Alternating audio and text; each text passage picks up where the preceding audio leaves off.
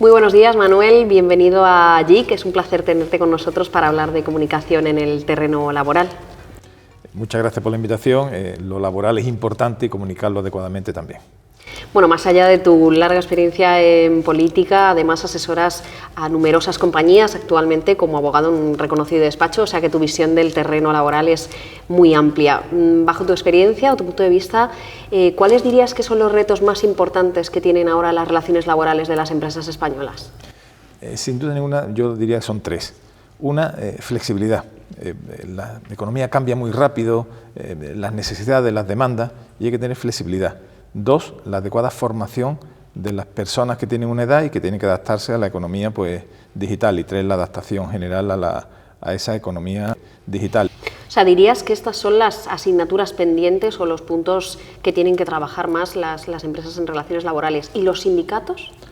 Los sindicatos tienen que hacer también un esfuerzo. Los sindicatos, en fin, son organizaciones necesarias que aportan claramente a la convivencia laboral, pero también tienen que irse adaptando a los tiempos.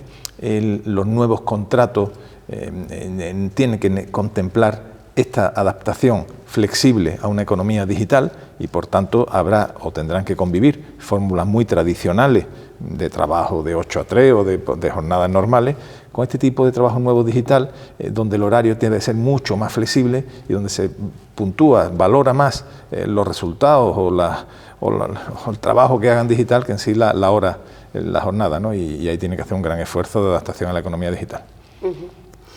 Hemos visto, Manuel, cómo en los últimos tiempos tan inciertos, tan complicados, por ejemplo con la pandemia, pues muchas empresas han tenido que llevar a cabo medidas laborales pues con un impacto muy fuerte, ¿no?, en su plantilla. ¿Crees que es importante en momentos así la comunicación en un proceso laboral de una empresa? Yo creo que la comunicación en el ámbito laboral es importante siempre. Es decir, yo creo que cuando viene un conflicto, cuando viene un problema, que la historia y la vida nos enseñan que los problemas tarde o temprano aparecen, es bueno haber tenido ya toda una tradición, primero de confianza con los trabajadores, un clima de confianza que es muy importante. Si no lo has tenido, no le puedes pedir cuando llega el conflicto que confíen en ti. Por tanto, y dos, haber empezado a tener comunicación.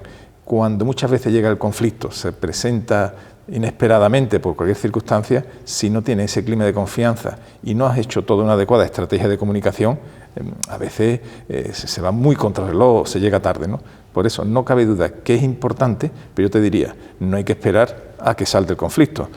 Una empresa ya media debe tener pues sus protocolos y sus trabajos previos porque le va a funcionar mucho mejor.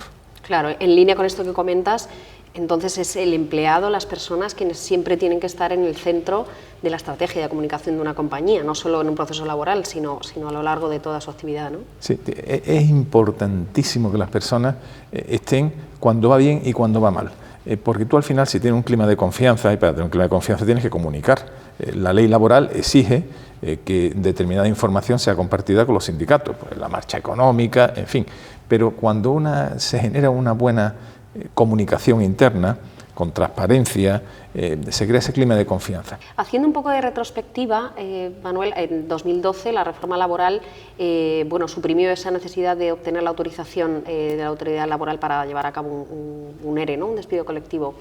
Desde entonces, y aunque las cosas han cambiado, ¿crees que ha habido cambios en los procesos laborales a partir de esa reforma?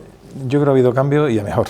Es decir, no tiene ningún sentido que una autoridad laboral, la administración, entre en un proceso. Las empresas no quieren hacer ERE. Si hacen un ERE es porque lo necesitan. Hacer un ERE es muy traumático.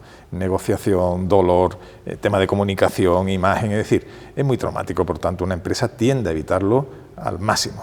Y en tu opinión, ¿crees que el interés mediático y el interés público en general, me refiero, sigue siendo el mismo por los conflictos laborales de las empresas o ya ha disminuido? ¿Hay una menor presión sindical y no son tan interesantes para la opinión pública? Yo creo, fíjate, comparado, si lo miramos con cierta perspectiva, claramente, con respecto a hace 20 o 30 años, ha bajado muchísimo, muchísimo. Los telediarios tienen una parte laboral y eran los grandes conflictos, ahora saltan algunos puntualmente.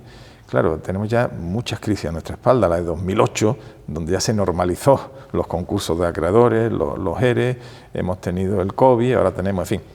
de alguna forma se ha ido normalizando esto y como es tan habitual, pues deja de ser noticia. Lo cual no quiere decir que no sea muy importante la comunicación, ¿vale?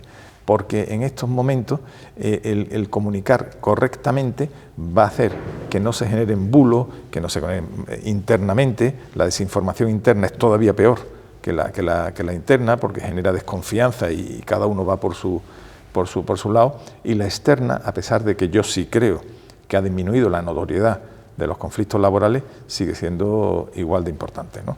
Es decir, cualquier conflicto tiene una derivada interna y externa y tenemos que cuidarla exquisitamente ambas. Pues muchísimas gracias, Manuel, ha sido un placer conversar contigo y hasta la próxima. Muchísimas gracias.